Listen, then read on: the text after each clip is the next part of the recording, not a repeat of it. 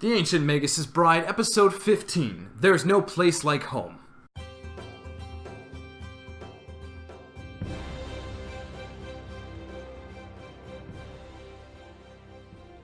So, the last few episodes of The Ancient Magus Bride I haven't really been too excited about, but this one, on the other hand, is quite the contrary. So, just the vibes of this episode. I mean, just good vibes. Like, that's what I dig most in these types of series, especially, like, kind of slower paced, slice of life series. I need, like, just good atmosphere. And this series, this episode in particular, really created that. I love just the Land of Fairies when they first got there. You know, last week she passed out because she overexerted her magic and she was coughing up blood, so Oberon says, let's take her to the Land of Fairies so we can heal her up or whatever. And just when they walk through that portal, when Elias and Oberon walk through that portal and they just see like all these weird like shimmering rocks and diamonds and stuff, like that looked really, really cool.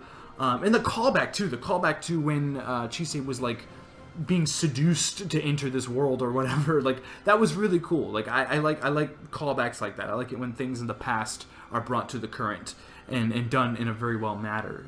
So yeah, that was cool.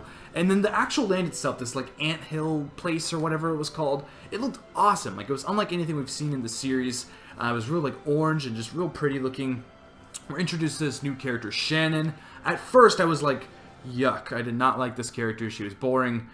She was just like, whatever. I didn't really like her design either. But then I started, as she was talking, how she like was a nurse, or I don't think she said nurse specifically, but she worked in a hospital and she was like living as a human. I really liked that, and how there was like Shanahan, I think, or Shahanan or something. They traded places or something like that. I thought that was really cool. So I actually started growing to like her character quite a bit.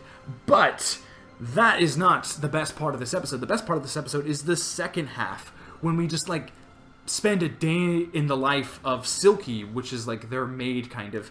I love this. We get some backstory of her character, how she's like tied to a home and that home was lost, and now she's just completely destroyed inside. She's crying, her eyes are just red from the tears, and then she meets, I can't remember that little rock dude's name.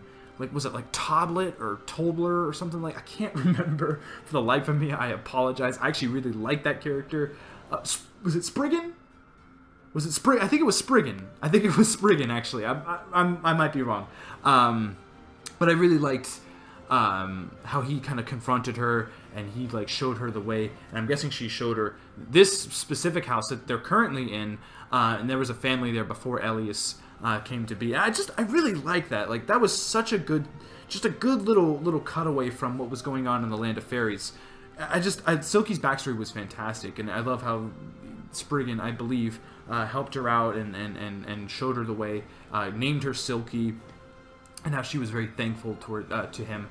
And you just see how alone she is, because again, like when they enter the Land of Fairies, time goes by faster in the outside world. Like the time is different when you're, vice versa, when you're in those worlds. So when they come back, it's like winter already, and I believe it was summer when they left for that Land of Fairies or whatever. So there's been some significant time leaps, and she's just been kind of like alone doing nothing the entire time. She's been like decorating the house and just doing nothing. So when Chise walks to the door, she gives her this big hug. Like I really like that. Like that made me feel for Silky as a character a lot more, because she was always cool. I always liked her, but now I know her story, and now I appreciate her as a character much more.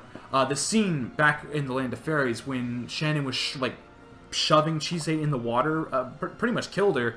That was awesome. I actually did not see that coming. I don't know, like, I really liked it, but the fact that it was just so that she can learn to use her powers, I thought it was like, oh, she legit is going to kill her. Like, I was getting really, like, pumped. I was like, oh my god, like, what a turn of events. And I was like, oh no, I was just playing.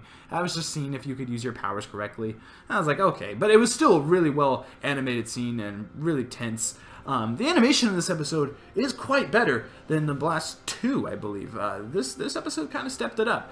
Wit Studio is currently working on, or I guess they're not currently working on, but another series that's airing right now by Wit Studio is Koi wa Amagari, or Love is Like After the Rain, which is probably one of my favorite series, favorite new series that's currently ongoing. It is just absolutely stunning. The animation is incredible, and now I know why this series has been kind of taking a back seat in the animation department, because that is currently ongoing, and that just looks outstanding. That series is, if you haven't checked that out, if you like this show, I think you'd like that one. It's like a comedy slice of life show about like a girl that likes this guy. It's a really cool series. I probably will make a video about it and talk about it at another time, but that series has just incredible animation, so I always figured that was the reason why. But they can squeeze some things out for this series still. There's still some interesting things happening, and we still haven't gotten that crazy dragon climax thing where he's destroying the city. Chise is like falling from the sky. That looked incredible. Like, that was, I can't wait to see that in its entirety.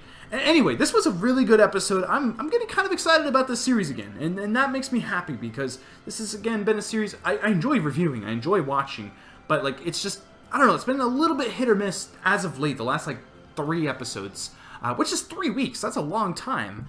I'm glad that this is finally kind of shaping up. And next week's episode looks pretty exciting too. We're getting a Christmas episode.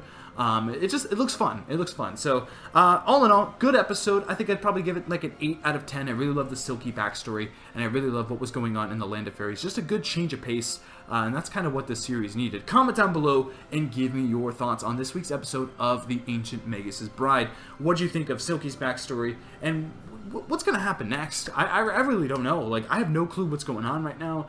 Next week looks interesting. She lost her ring, so I don't know if... what was her name? Oh my god, man. I'm going to get grilled in the comments for not remembering these names. I very much apologize. I am not good with names. I never am, and I don't think I ever will be. So, oh my god, I just had it in my head for like 1 second. Anyway, I'm gonna stop right here. Thank you very much for watching. If you enjoyed this video, hit the like button. Also, please be sure to subscribe for more Ancient Magus Bride reviews and possibly reactions. Whenever there's like a really hype episode, I will record a reaction to.